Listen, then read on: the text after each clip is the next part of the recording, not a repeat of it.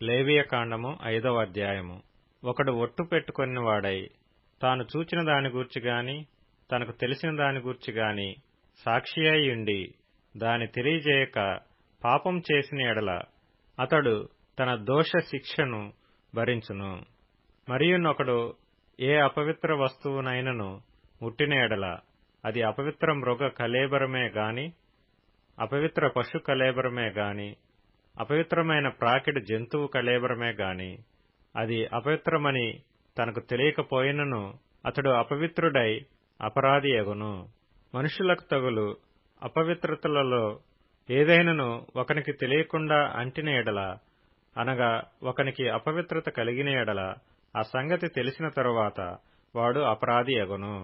మరియు కీడైనను మేలైనను మనుషులు వ్యర్థముగా ఒట్టు పెట్టుకుని చేసేదమని పలుకు మాటలలో మరి దేనినైనను యోచింపక చేసేదనని ఒకడు పెదవులతో వ్యర్థముగా ఒట్టు పెట్టుకున్న ఎడల అది తెలిసిన తరువాత వాడు అపరాధి యగును. కాబట్టి అతడు వాటిలో ఏ విషయమందైనను అపరాధి యగునప్పుడు ఆ విషయమందే తాను చేసిన పాపమును ఒప్పుకొని తాను చేసిన పాప విషయమై యెహోవా సన్నిధిని మందలో నుండి ఆడు గొర్రెపిల్లనే గాని ఆడు మేకపిల్లనే గాని పాప పరిహారార్థ బలిగా అర్పింపవలెను. అతనికి పాప క్షమాపణ కలుగునట్లు యాజకుడు అతని నిమిత్తము ప్రాయశ్చిత్తము చేయును.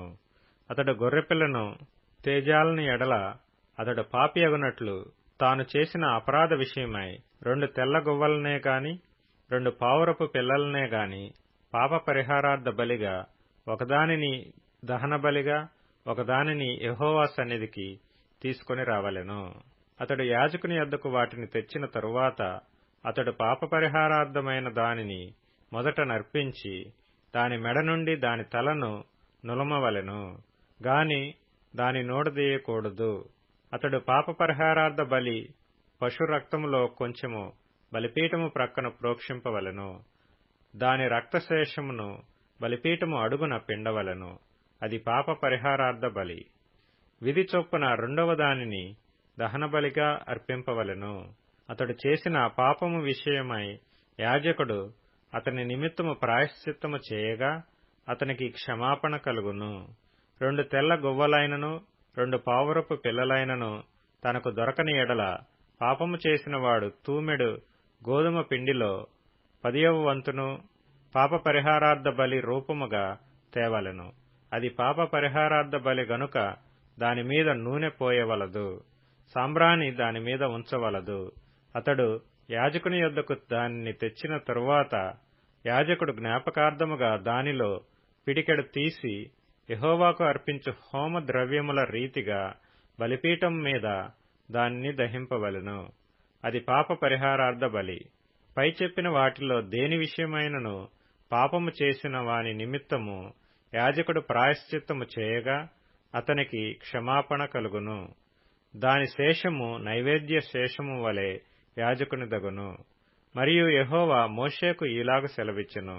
ఒకడు యెహోవాకు పరిశుద్ధమైన వాటి విషయములో పొరబాటున పాపము చేసిన ఎడల తాను చేసిన అపరాధమునకు నీవు ఏర్పరచు వెల చొప్పున పరిశుద్ధమైన తులముల విలువగల నిర్దోషమైన పొట్టేలును మందలో నుండి అపరాధ పరిహారార్థ బలిగా యెహోవా యొద్దకు వాడు తీసుకొని రావలెను. పరిశుద్ధమైన దాని విషయములో తాను చేసిన పాపము వలని నష్టము నిచ్చుకొని దానితో 5వ వంతు యాజకునికి ఇయ్యవలెను. ఆ యాజకుడు అపరాధ పరిహారార్థ బలియగు పొట్టేలు వలన అతని నిమిత్తము ప్రాయశ్చిత్తము చేయగా అతనికి క్షమాపణ కలుగును.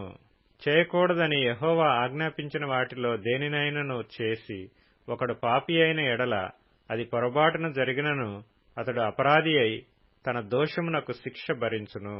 కావున నీవు ఏర్పరచిన వెల చొప్పున మందలో నుండి నిర్దోషమైన పొట్టేలును అపరాధ పరిహారార్థ బలిగా అతడు యాజకుని యొద్దకు తీసుకొని రావలెను. అతడు తెలియకయే పొరబాటున చేసిన తప్పును గూర్చి యాజకుడు అతని నిమిత్తము ప్రాయశ్చిత్తము చేయగా అతనికి క్షమాపణ కలుగును.